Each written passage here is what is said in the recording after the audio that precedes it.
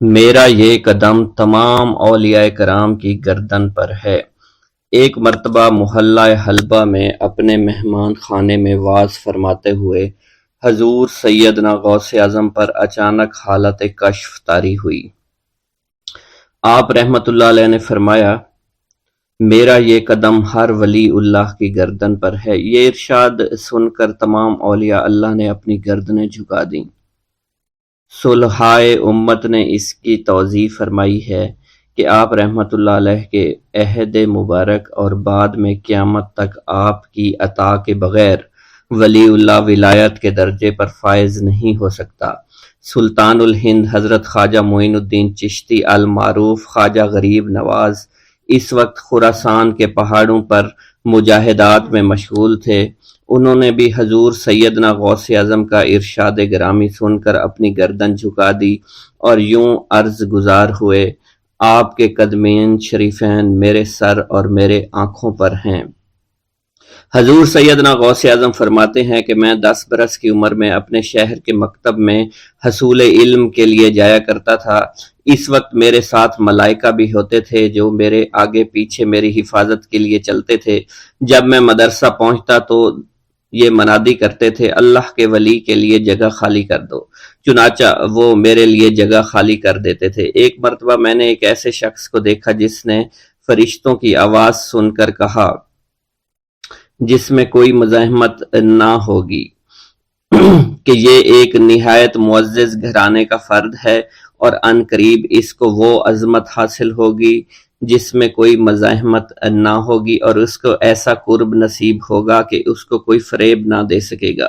پھر 40 برس بعد میں نے اس شخص کو پہچانا۔ وہ شخص ابدالوں میں سے تھا۔ حضرت شیخ ابو سعود احمد بن بکر حریمی سے مروی ہے کہ حضور سیدنا غوث اعظم نے فرمایا کہ میں 55 سال تک تنہا عراق کے بیابانوں میں پھرتا رہا۔ میں لوگوں کو نہ جانتا، لوگ مجھے نہ جانتے۔ اسی دوران میرے پاس رجال الغیب اور جنات تشریف لاتے جنہیں میں طریقت اور اصول کی تعلیم دیتا تھا۔ ابتدا میں جب میں عراق میں داخل ہوا تو حضرت خضر میرے ہم سفر بنے، اور بعد میں اس وقت ان کو پہچانتا نہ تھا، اور اس کے ساتھ میرا معاہدہ ہوا کہ میں ان کے کسی حکم کی خلاف ورزی نہیں کروں گا۔ ایک مرتبہ انہوں نے مجھے ایک جگہ بیٹھنے کا حکم دیا اور میں اس جگہ 3 سال تک بیٹھا رہا۔ سال میں ایک مرتبہ حضرت خضر میرے پاس تشریف لاتے، فرماتے کہ یہی تیرا مقام ہے جہاں تجھے پہنچایا گیا ہے۔ اس عرصہ کے دوران تمام نفسانی خواہشات مجھ پر انسانی شکل میں وارد ہوئیں، لیکن اللہ عز و جل نے مجھے ہر موقع پر استقامت عطا فرمائی اور مجھے ان خرافات سے بچائے رکھا۔ ابتدا میں میرا نفس مجاہدہ کا کوئی طریقہ اختیار کرتا تو میں اس پر قائم ہو جاتا اور کسی چیز کو قبول نہ کرتا تھا۔ ایک طویل مدت تک اپنا گلا گھونٹتے ہوئے میں مدائن کے جنگلوں میں مجاہدات میں مشغول رہا۔ حضور سیدنا غوث اعظم فرماتے ہیں کہ میں نے اپنے نفس کو مختلف مجاہدوں، مختلف ریاضتوں اور مختلف مشقتوں میں ڈالے رکھا۔ 1 سال تک میں گری ہوئی چیزیں اٹھا کر کھاتا رہا، دوسرے سال پانی پر گزارا کیا، اور تیسرے سال نہ میں نے کچھ کھایا، نہ پیا اور نہ ہی سویا۔ ایک مرتبہ شدید سردی کی وجہ سے میں ایوان کسریٰ کے کھنڈرات میں سویا تو رات بھر میں 40 مرتبہ طبیعت خراب ہوئی۔ حضور سیدنا غوث اعظم فرماتے ہیں، ہر سال ایک بزرگ آتے اور وہ مجھے جبہ دے کر چلے جاتے۔ اسی طرح میں نے بے شمار طریقوں سے دنیا اور نفس سے چھٹکارا پانے کی کوشش کی۔ لوگ مجھے دیوانہ سمجھتے تھے۔ میں برہنہ جسم جنگلوں میں چلا جاتا اور کانٹوں پر لوٹتا شور مچاتا تھا۔ میرا تمام بدن سے خون جاری ہو جایا کرتا تھا اور لوگ مجھے اٹھا کر شفا خانے لے جایا کرتے، جہاں میری حالت مزید بگڑ جاتی۔ ایک وقت ایسا بھی آیا جب مجھ میں اور مردہ میں کوئی فرق نہ تھا۔ لوگ کفن لے کر آئے، غسال کو بلوایا کہ وہ مجھے غسل دے دیں۔ ابھی انہوں نے مجھے غسل دینے کے لیے تختہ پر ڈالا ہی تھا کہ میری حالت درست ہو گئی۔ میں اٹھ کھڑا ہوا۔ طریقت کی ان پرخطر راہوں میں نہ تو میں کبھی خوف زدہ ہوا اور نہ کبھی میرا نفس مجھ پر غلبہ پا سکا، اور نہ ہی دنیا کی آرائش مجھے حیران کر سکی۔ حضور سیدنا غوث اعظم فرماتے ہیں، شیطان نے میرے گرد بے شمار جال بچھائے۔ جب میں نے اس سے کہا کہ یہ کیا ہے تو اس نے کہا، یہ دنیاوی چیزیں ہیں اور میں ان جالوں سے تم جیسوں کو شکار کرتا ہوں۔ میں نے 1 سال تک شیطان کا مقابلہ کیا، اس کے بچھائے ہوئے تمام جالوں کو ختم کر دیا۔ اس کے بعد میرے سینے کو کھول دیا گیا اور مجھ پر بے شمار خلائق ظاہر ہوئے۔ حضور سیدنا غوث اعظم فرماتے ہیں میں نے دریافت کیا کہ یہ علائق کیسے ہیں؟ جواب ملا کہ یہ خلق کے اسباب ہیں جو تم سے ملے ہوئے ہیں۔ میں سال بھر ان کی جانب متوجہ رہا یہاں تک کہ وہ مجھ سے جدا ہو گئے۔ جب مجھ پر میرا باطن ظاہر کیا گیا تو میں نے اپنے قلب کو بہت سے علائق سے ملوث پایا۔ میں نے دریافت کیا کہ یہ علائق کیا ہیں؟ جواب ملا یہ تمہارے ارادے، تمہارے اختیارات ہیں۔ چنانچہ 1 سال تک ان کی جانب متوجہ رہا کہ وہ مجھ سے دور ہو گئے۔ میرا قلب ان تمام غلاظتوں سے نجات پا گیا۔ پھر مجھ پر میرے نفس کو ظاہر کیا گیا، میں نے اس کا مشاہدہ کیا، مجھے معلوم ہوا اس کے ساتھ کچھ امراض اور بھی ہیں اور نفس کی خواہشات زندہ ہیں، نفس کا شیطان سرکش ہے۔ چنانچہ میں نے سال بھر پھر توجہ دلائی اور میرے نفس کے تمام امراض سرے سے ہی ختم ہو گئے اور اس کے شیطان نے کلمہ پڑھ لیا اور پھر میرے تمام امور اللہ کے لیے ہو گئے اور میں اپنی ہستی سے باہر نکل آیا۔ حضور سیدنا غوث اعظم فرماتے ہیں پھر میں توکل کے دروازے پر آیا تاکہ میرا مقصد پورا ہو، لیکن جب میں نے توکل کے دروازے پر پہنچا تو بے شمار لوگ موجود تھے۔ میں اس ہجوم کو چیرتا ہوا آگے بڑھا اور شکر کے دروازے پر پہنچ گیا، یہاں پر بھی لوگوں کا جمع غفیر موجود تھا، اس سے بھی چیرتا ہوا آگے بڑھا اور مشاہدہ کے دروازے پر پہنچ گیا اور یہاں پر موجود ہجوم کو چیرتا ہوا اندر داخل ہوا، حتیٰ کہ سب سے آخر میں مجھے فقر کے دروازے پر لایا گیا۔ فقر کا دروازہ خالی تھا۔ جب اس دروازہ میں داخل ہوا تو دیکھا جن جن چیزوں کو میں نے ترک کیا تھا وہ سب یہاں موجود تھیں۔ یہاں مجھے ایک بہت بڑے روحانی خزانے کی فتوحات سے نوازا گیا اور میرے لیے تمام دنیا کے خزانے کھول دیے گئے۔ مجھے روحانی عزت، دائمی فنا اور خالص آزادی عطا فرمائی گئی۔ میری تمام چیزیں جو میری ہستی اور میری صفات سب معدوم ہو گئیں اور میری ہستی کی جگہ کسی اور نے لے لی۔ حضرت شیخ ابو سعید مخزومی نے حضور سیدنا غوث اعظم کو خرقہ خلافت سے نوازا اور فرمایا اے عبد القادر، یہ وہ خرقہ ہے جو حضور نبی کریم صلی اللہ علیہ وسلم نے حضرت سیدنا علی المرتضیٰ کو عطا فرمایا، اور حضرت سیدنا علی المرتضیٰ نے یہ خرقہ حضرت خواجہ حسن بصری کو عطا فرمایا تھا، جس سے ہوتا ہوا یہ خرقہ مجھ تک پہنچا، اور یہ تمہاری امانت تھی جو میں نے تم تک آج پہنچا دی ہے۔ حضور سیدنا غوث اعظم نے جب خرقہ مبارک کو زیب تن کیا تو آپ پر بے شمار انوار و تجلیات کی بارش ہونا شروع ہو گئی۔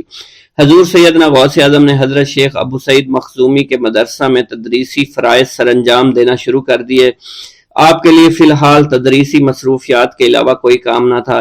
آپ کی شبانہ روز کی محنت سے آپ کے نام کا شعرہ کچھ ہی دنوں میں سارے بغداد میں پھیل گیا۔ طلبہ دور دراز کے علاقوں سے علم کے حصول کے لیے آنے لگے۔ طلبہ کی تعداد جب مزید بڑھنا شروع ہو گئی تو ارد گرد کے کئی مکانات کو خرید کر مدرسہ میں داخل کر لیا گیا۔ کتب سیر میں منقول ہے کہ 528 ہجری میں آپ مدرسہ نظامیہ کی وسیع عمارت تعمیر فرما چکے تھے۔ اس مدرسہ کی تعمیر میں آپ نے بحیثیت مزدور بھی حصہ لیا تھا۔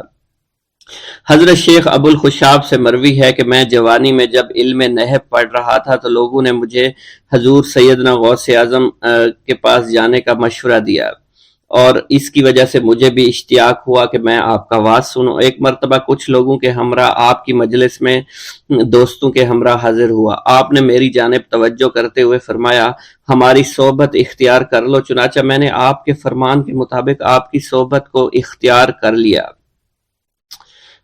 آپ نے مجھے علم نحو کے علاوہ علوم عقلیہ اور تقلد حاصل کیے جس سے مجھے کوئی واقفیت پہلے نہیں تھی۔ 1 سال کے عرصہ میں آپ کی نظر کرم سے میں نے وہ علوم حاصل کر لیے جو گزشتہ اتنی عمر گزارنے کے باوجود بھی مجھے حاصل نہیں ہوئے تھے۔ منقول ہے حضرت شیخ بقا بن بطو، شیخ علی بن ہیتی اور شیخ کیلوی جب حضور سیدنا غوث اعظم کے مدرسہ میں آتے تو جھاڑو دیا کرتے تھے اور چھڑکاؤ کرتے تھے، لیکن آپ کی اجازت کے بغیر کبھی اندر داخل نہ ہوتے تھے۔ اجازت ملنے کے بعد آپ حضرات اندر داخل ہوتے اور اجازت ملنے پر ہی بیٹھتے تھے۔ آپ سے امان طلب کرتے اور امان مل جانے کے بعد مؤدب ہو کر بیٹھ جاتے۔ جس وقت آپ کہیں جانے کا ارادہ کرتے تو یہ حضرات سواری کے ہمراہ چلتے۔ آپ انہیں اس فعل سے منع فرمایا کرتے تھے اور کہتے تھے کہ ہمیں آپ کے ذریعے قرب الہی حاصل ہوا ہے۔ حضرت شیخ محمد قائل الادنیٰ سے مروی ہے کہ ایک مرتبہ حضور سیدنا غوث اعظم سے دریافت کیا گیا کہ آپ کی بزرگی اور عظمت کا راز کیا ہے؟ آپ نے فرمایا کہ میں کبھی جھوٹ نہیں بولتا اور کبھی کسی سے کذب بیانی نہیں کرتا۔ بسم اللہ الرحمن الرحیم۔ السلام علیکم۔ حضور سیدنا غوث اعظم فرماتے ہیں، میں 10 برس کی عمر میں اپنے شہر کے مکتب میں حصول علم کے لیے جایا کرتا تھا۔ اس وقت میرے ساتھ ملائکہ بھی ہوتے تھے جو میرے آگے پیچھے میری حفاظت کی غرض سے چلتے تھے۔ جب میں مدرسہ پہنچتا تھا تو وہ بار بار منادی کرتے تھے، اللہ کے ولی کے لیے جگہ خالی کر دو، چنانچہ وہ میرے لیے جگہ خالی کر دیتے تھے۔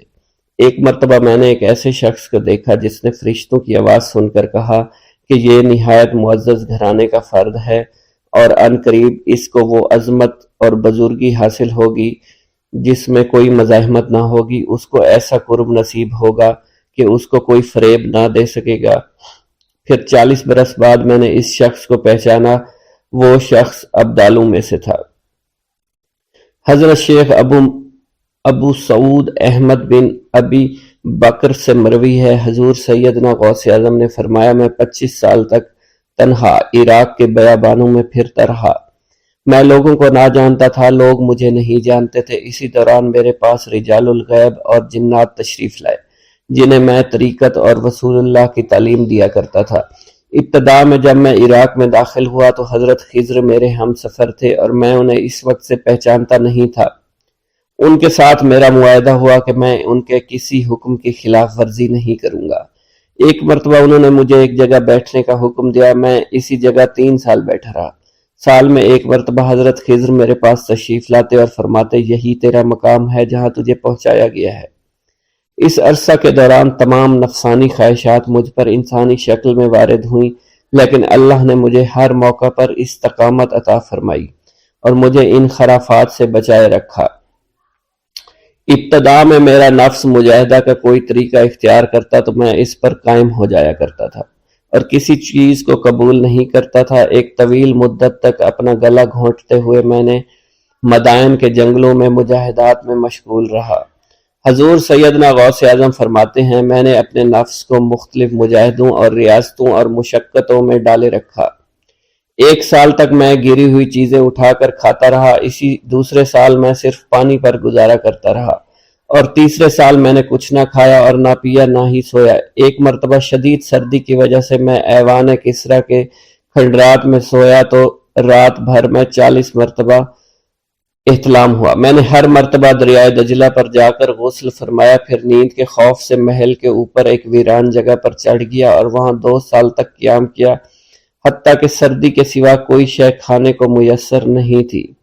حضور سیدنا غوث اعظم فرماتے ہیں، ہر سال ایک بزرگ آتے اور وہ مجھے اونی جبہ دے کر چلے جاتے۔ اسی طرح میں نے بے شمار طریقوں سے دنیا اور نفس سے چھٹکارا حاصل کرنے کی کوشش کی۔ لوگ مجھے دیوانہ سمجھتے تھے، میں برہنہ جسم جنگلوں میں چلا جاتا، کانٹوں پر لوٹا شور مچایا کرتا، میرے تمام بدن سے خون جاری ہو جایا کرتا۔ لوگ مجھے اٹھا کر شفا خانے لے جایا کرتے جہاں میری حالت مزید بگڑ جایا کرتی۔ ایک وقت ایسا آیا جب مجھ میں اور مردہ میں کوئی فرق نہ تھا۔ لوگ کفن لے آئے اور غسال کو بلوایا کہ وہ مجھے غسل دے۔ ابھی انہوں نے مجھے غسل دینے کے لیے ایک تختہ پر لٹایا، میری حالت درست ہو گئی، میں اٹھ کھڑا ہوا۔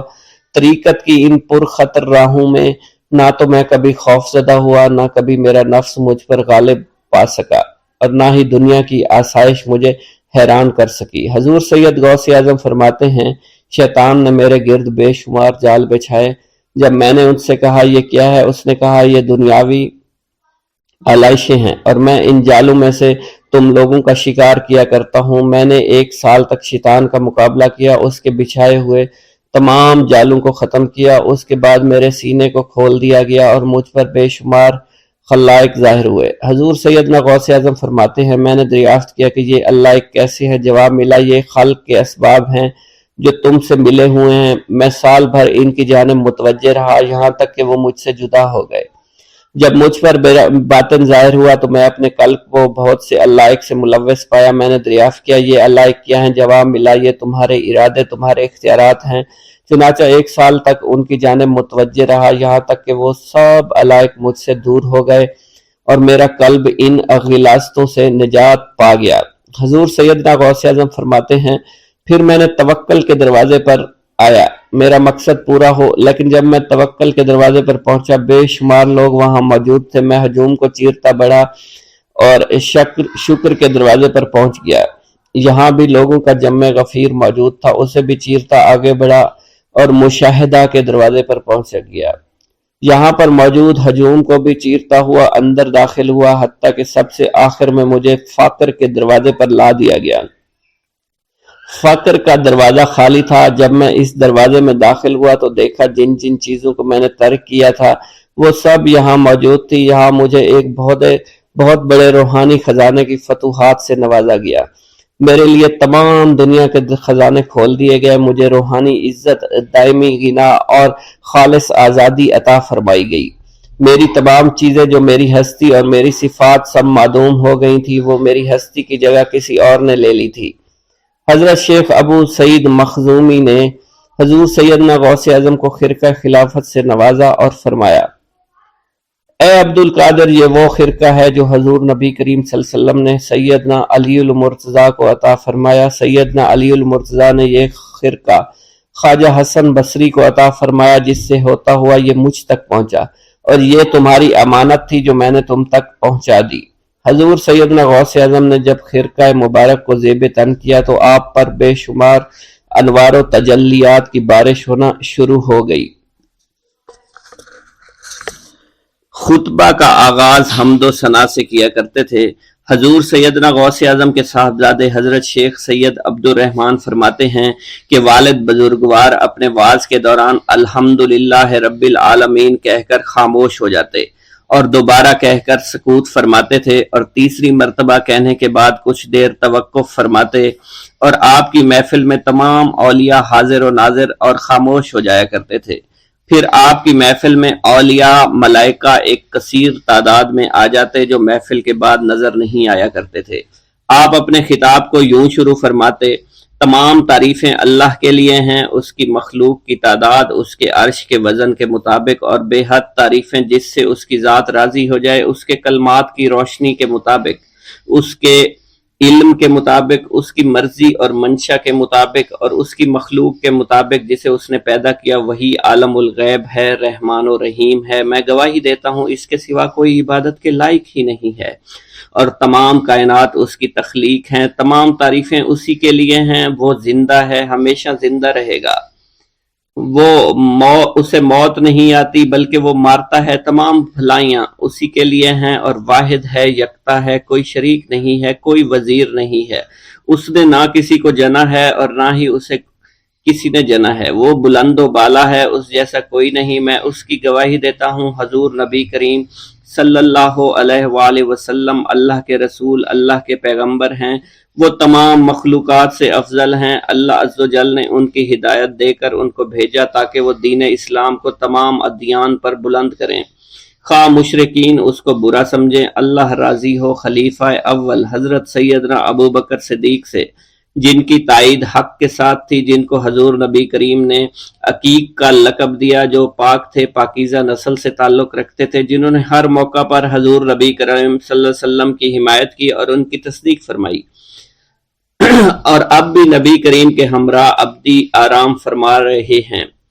اللہ راضی ہو خلیفہ دوم حضرت سیدنا عمر فاروق رضی اللہ تعالی عنہ سے، جنہوں نے عمل کثیر کیے، جنہوں نے حق کو بلند کیا، جنہوں نے فیصلے کے لیے جن کو منتخب کیا گیا، جنہوں نے ہمیشہ حق بات کا ساتھ دیا، اور وہ بھی حضور نبی کریم صلی اللہ علیہ وسلم کے ہمراہ ابدی آرام گاہ میں آج بھی موجود ہیں۔ اللہ راضی و خلیفہ سوم حضرت سیدنا عثمان غنی رضی اللہ تعالی عنہ سے، جنہوں نے اپنے مال سے مسلمانوں کی امداد کی، قرآن مجید کی ترتیب و اشاعت احسن طریقے سے فرمائی، جنہوں نے امامت اور کرت سے محراب کو منبر کو مزین کیا، اور جو افضل الشہداء ہیں اور فرشتے بھی ان سے حیا کرتے ہیں۔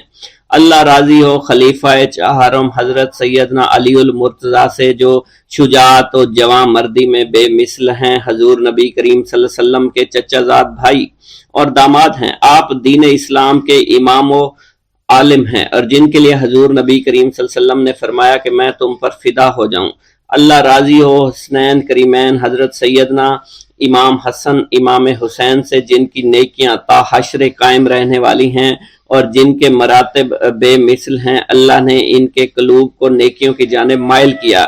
اے اللہ تو ہمارے رازوں اور دلی کیفیات سے واقف ہے، ہمیں ہر عمل کرنے اور برائی سے بچنے کی توفیق عطا فرما، اور ہمیں گناہوں کی لذت سے بچا، ہمیں اپنے ما سوا سے محفوظ رکھ اور اپنی مشغولیت عطا فرما۔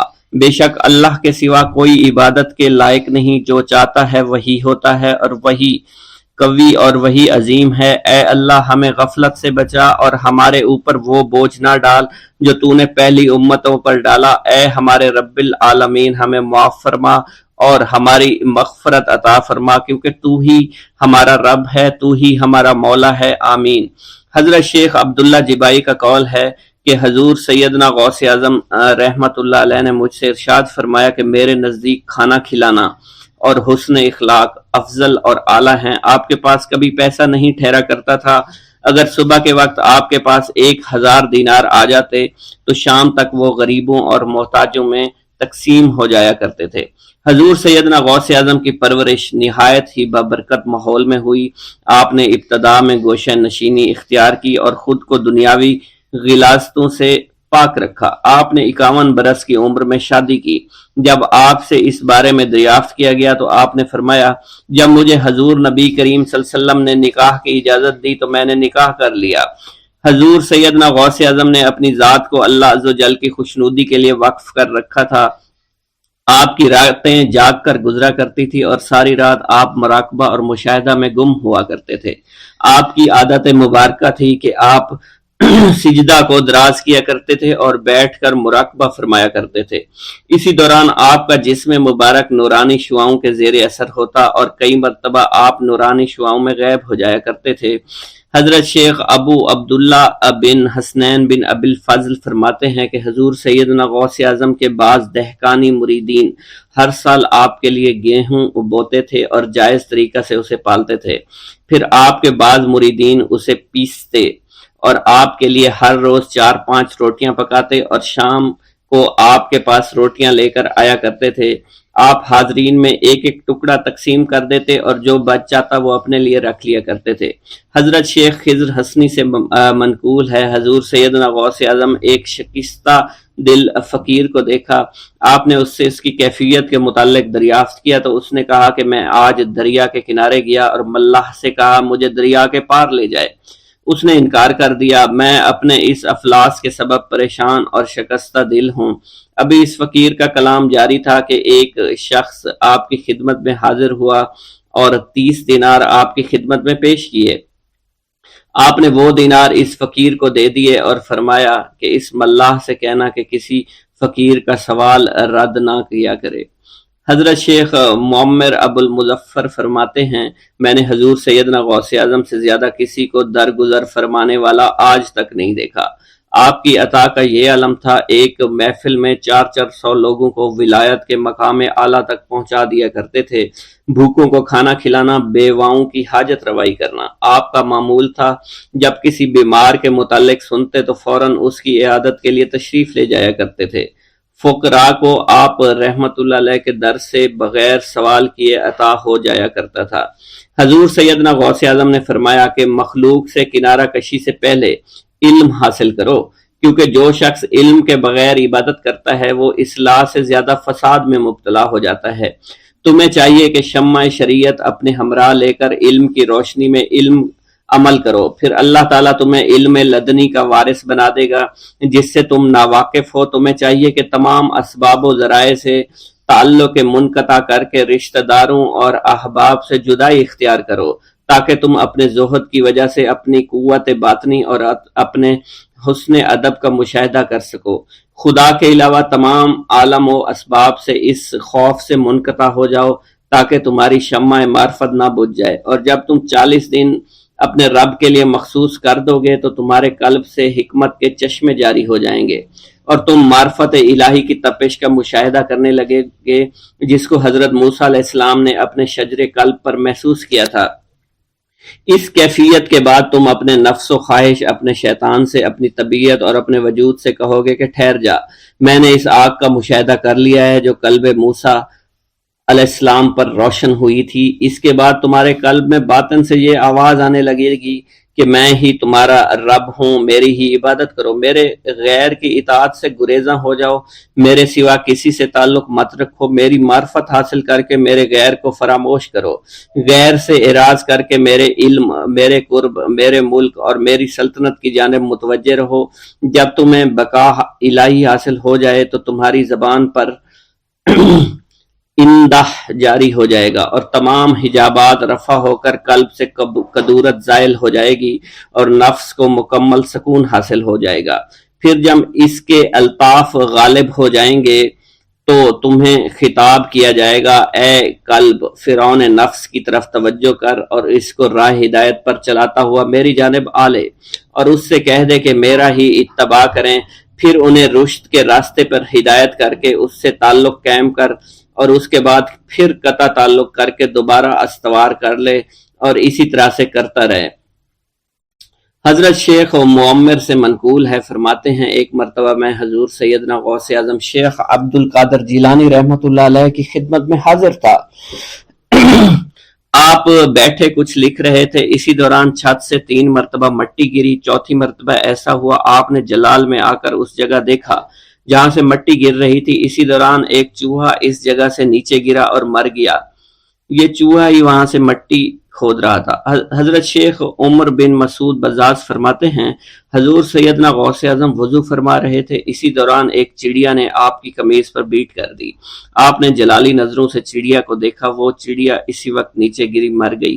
آپ نے وضو سے فارغ ہونے کے بعد قمیض کے اس حصے کو دھویا اور پھر اپنی قمیض مبارک اتار کر مجھے دی اور فرمایا اس کو فروخت کر کے اس کی رقم کو خیرات کر دو، یہ اس کا بدلہ ہے۔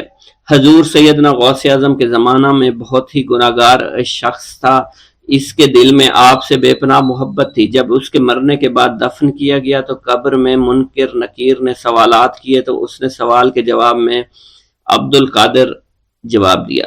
منکر نکیر نے اللہ کی بارگاہ میں اس کے جواب کو پیش کیا، حکم ہوا اگرچہ یہ بندہ فاسقوں میں سے ہے لیکن یہ میرے محبوب سید عبد القادر جو کہ صادقین میں سے ہیں ان سے محبت رکھتا ہے۔ بغداد کے محلہ باب العز کے قبرستان میں سے ایک قبر سے مردہ کے چیخنے کی آواز آنے لگی۔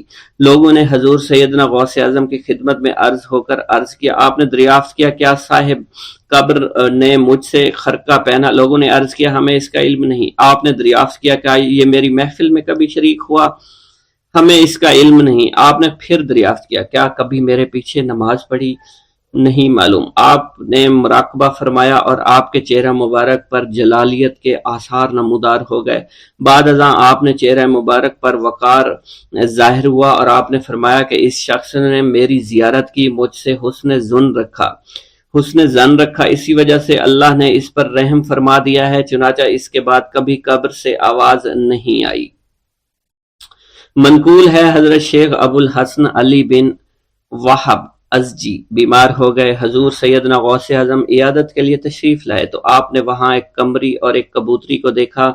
حضرت شیخ ابو الحسن نے آپ سے عرض کی کہ یہ کبوتری 6 ماہ سے انڈے نہیں دے رہی اور قمری 9 مہینے سے بول نہیں رہی۔ آپ نے کبوتری سے فرمایا تو اپنے مالک کو فائدہ پہنچا اور قمری سے فرمایا تو اپنے خالق کی تسبیح کر۔ چنانچہ قمری نے اسی وقت کوکو کرنا شروع کر دیا، یہاں تک کہ بغداد کے لوگ اس کی آواز سننے کے لیے جوق در جوق جمع ہونا شروع ہو گئے اور کبوتری نے بھی انڈے دے دیے اور ان سے بچے نکلے۔ بسم اللہ الرحمن الرحیم۔ منقول ہے کہ حضور سیدنا غوث اعظم کے زمانہ میں ایک مقرب کی ولایت سلب کر لی گئی۔ سب چھوٹے بڑے اس کو حقارت کی نگاہ سے دیکھنے لگے۔ اس نے 360 اولیاء اللہ سے التجا کی کہ وہ اس کے حق میں دعا فرمائیں، لیکن اس کا نام لوح محفوظ پر اشتیاق کی فہرست میں لکھ دیا گیا۔ ان اولیاء اللہ نے اس کو بتایا کہ تم کامیاب نہیں ہوں گے۔ اس کے چہرے کا رنگ سیاہ پڑ گیا۔ اس شخص نے حضور سیدنا غوث اعظم شیخ عبد القادر جیلانی کی خدمت میں حاضر ہو کر دعا کی درخواست کی۔ آپ نے فرمایا تم اللہ عز و جل کی بارگاہ میں مردود ہو گئے ہو، مگر میں تمہیں اللہ کے اذن میں مقبول بنا سکتا ہوں۔ پھر حضور سیدنا غوث اعظم نے اس کے لیے بارگاہ الہی میں دعا فرمائی تو غیب سے ندا آئی، کیا تمہیں معلوم ہے کہ تم سے پہلے بھی 360 اولیاء اللہ اس کے لیے سفارش کر چکے ہیں، لیکن اس کا نام لوح محفوظ پر اشتیاق کی فہرست میں لکھا جا چکا ہے۔ یا الہی تو مردود کو مقبول، مقبول کو مردود بنانے پر قادر ہے۔ اگر تیری منشا یہی ہے تو نے اس کو مقبول بنانے کے لیے مجھ سے دعا کیوں کروائی؟ غیبی ندائی، اے عبد القادر، اسے میں نے تمہارے سپرد کیا، تم اسے جو چاہے بنا دو۔ چنانچہ آپ کی دعا سے وہ پھر سے بارگاہ الہی میں مقبول ہو گیا۔ حضرت شیخ ابو صالح سے منقول ہے، حضرت شیخ ابو مدین مغربی نے مجھے حضور سیدنا غوث اعظم شیخ عبد القادر جیلانی کی خدمت میں بغداد فقر کی تعلیم کے لیے بھیجا۔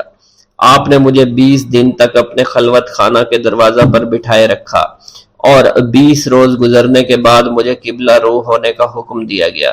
جب میں قبلہ رو ہو گیا آپ نے فرمایا اے ابو صالح اس طرف دیکھو۔ چنانچہ میں نے اس جانب دیکھا تو آپ نے فرمایا کیا دیکھ رہے ہو؟ میں نے عرض کیا بیت اللہ شریف میری نگاہوں کے سامنے ہے۔ آپ نے مجھے حکم دیا کہ اب مغرب کی سمت دیکھو۔ میں نے اپنا چہرہ مغرب کی جانب کیا تو آپ نے فرمایا کہ اب کیا دیکھ رہے ہو؟ میں نے عرض کیا کہ میں اپنے مرشد پاک حضرت ابو مدین کو دیکھ رہا ہوں۔ ایک مرتبہ سنان نامی عیسائی پادری نے حضور سیدنا غوث اعظم کی محفل میں حاضر ہو کر سلام عرض کیا۔ حاضرین کھڑے ہو کر بیان دیا کہ میں یمن کا رہنے والا ہوں، میں نے ارادہ کیا کہ میں اسلام قبول کروں گا۔ اسی دوران میرے دل میں خیال پیدا ہوا میں اس دور کی سب سے بہترین شخصیت کے دست مبارک پر کلمہ پڑھوں۔ اسی سوچ کے دوران مجھے نیند آ گئی۔ خواب میں مجھے حضور سیدنا عیسیٰ کی زیارت نصیب ہوئی۔ آپ علیہ السلام نے مجھ سے ارشاد فرمایا بغداد چلے جاؤ، شیخ عبد القادر کے دست حق پر اسلام قبول کرو، کیونکہ اس وقت وہ روئے زمین پر تمام لوگوں میں افضل اور اعلیٰ ہیں۔ حضرت شیخ عمر الحکیمانی سے منقول ہے، ایک مرتبہ حضور سیدنا غوث اعظم کی خدمت میں 13 لوگ دائرہ اسلام میں داخل ہونے کے لیے حاضر ہوئے۔ ان لوگوں نے بیان کیا کہ ہم عرب کے عیسائی ہیں اور ہم نے کلمہ پڑھنے کا ارادہ کر لیا ہے۔ ابھی یہ سوچ ہی رہے تھے کہ کس مرد کامل کے دست حق پر کلمہ پڑھیں گے۔ ہمیں ہاتف غیب سے آواز سنائی دی کہ بغداد جا کر شیخ عبد القادر جیلانی کے دست مبارک پر کلمہ پڑھو۔ حضرت شیخ زین الدین ابو الحسن علی بن ابی طاہر سے مروی ہے، فرماتے ہیں میں نے حضور سیدنا غوث اعظم سے علم حاصل کیا۔ اللہ عز و جل نے مجھے 1 سال میں اتنا علم دیا کہ دوسروں کو وہ علم 20 سال میں بھی نصیب نہ ہوا ہوگا۔ میں نے آپ سے مصر جانے کی اجازت طلب کی۔ آپ نے فرمایا تو دمشق پہنچ کر غازیوں کو مصر میں داخل ہونے کے لیے تیار پائے گا تاکہ اس پر قبضہ ہو جائے، مگر ان سے کہنا کہ وہ ہرگز کامیاب نہ ہوں گے، ہاں دوسری مرتبہ وہ کامیاب ہو جائیں گے۔ حضرت شیخ زین الدین فرماتے ہیں جب میں دمشق پہنچا میں نے وہی حال پایا جو آپ نے بیان فرمایا تھا۔ میں نے ان سے کہا تو وہیں نہ رکے۔ جب میں مصر پہنچا تو میں نے خلیفہ کو ان کو مقابلے کے لیے تیار پایا۔ میں نے خلیفہ سے کہا گھبراؤ نہیں، کامیاب ہو جاؤ گے۔ وہ فرماتے ہیں خلیفہ نے مجھے اپنا ندیم خاص مقرر فرمایا اور اپنے ہر راز سے مجھے واقفیت دے دی۔ پھر دوسری مرتبہ غازی آئے، انہوں نے مصر پر قبضہ کر لیا۔ مجھے حضور سیدنا غوث کے قول کے مطابق ہر ایک سے 1.5 لاکھ دینار ملے۔ مجھے مصر میں ہر خاص و عام میں مقبولیت حاصل ہوئی اور بے شمار لوگ میرے واعظ سے مستفید ہونے لگے۔ حضرت شیخ ابو الخیر سے منقول ہے، فرماتے ہیں میں شیخ ابو محمد حسن، شیخ ابو قاسم، شیخ ابو حفظ کی خدمت میں حاضر ہوئے۔ آپ نے فرمایا تم سب اپنی اپنی حاجات بیان کرو، میں انشاءاللہ تمہاری حاجات پوری کروں گا۔ شیخ ابو سعید نے کہا کہ میں ترک دنیا اختیار کرنا چاہتا ہوں۔ شیخ ابن قائد وانی نے کہا کہ مجھے مجاہدے کی قوت عطا کر دیجیے۔ شیخ بزاز نے کہا خوف الہی چاہتا ہوں۔ شیخ فارسی نے کہا اللہ کے ساتھ میرا ایک حال ہے جسے میں کھو بیٹھا ہوں، چاہتا ہوں میرا وہ حال لوٹ آئے۔ شیخ جمیل نے کہا میں حفظ کرنا چاہتا ہوں۔ شیخ عمر نے کہا میں علم کی زیادتی چاہتا ہوں۔ شیخ خلیل نے کہا میں چاہتا ہوں مجھے موت نہ آئے، یہاں تک کہ مجھے مقام قطبیت پر فائز کیا جائے۔ شیخ ابو البرکات نے کہا کہ میں محبت الہی میں استغراق چاہتا ہوں۔ شیخ ابو عبداللہ نے کہا کہ میں نائب وزیر بننا چاہتا ہوں۔ شیخ ابو مفتوح نے کہا کہ میں خلیفہ کے گھر کا استاد بننا چاہتا ہوں۔ حضرت شیخ ابو الخیر فرماتے ہیں حضور سیدنا غوث اعظم نے فرمایا انشاءاللہ تم سب کی حاجات جلد پوری ہوں گی۔ چنانچہ آپ کا قول پورا ہوا اور تمام لوگوں کی حاجات پوری ہوئی ماں سوائے شیخ خلیل کے، کیونکہ حضرت شیخ خلیل نے قطبیت مانگی تھی جس کا وقت ابھی نہیں آیا تھا۔ حضرت ابو السعد عبداللہ سے مروی ہے کہ میری کنواری بیٹی فاطمہ گھر کی چھت پر چڑھی تو اسے کوئی چیز اٹھا کر لے گئی۔ اس وقت میری بیٹی کی عمر 16 برس تھی۔ میں حضور سیدنا غوث اعظم شیخ عبد القادر جیلانی کی خدمت میں حاضر ہوا اور سارا ماجرا ان کے گوش گزار کر دیا۔ آپ نے فرمایا تم آج رات کو کرخ کے ویرانے میں جاؤ اور تل خمس 5واں ٹیلا کے پاس جا کر بیٹھ جاؤ اور اپنے ارد گرد دائرہ کھینچ لو۔ دائرہ کھینچتے وقت بسم اللہ علی نیت عبد القادر کے الفاظ پڑھنا۔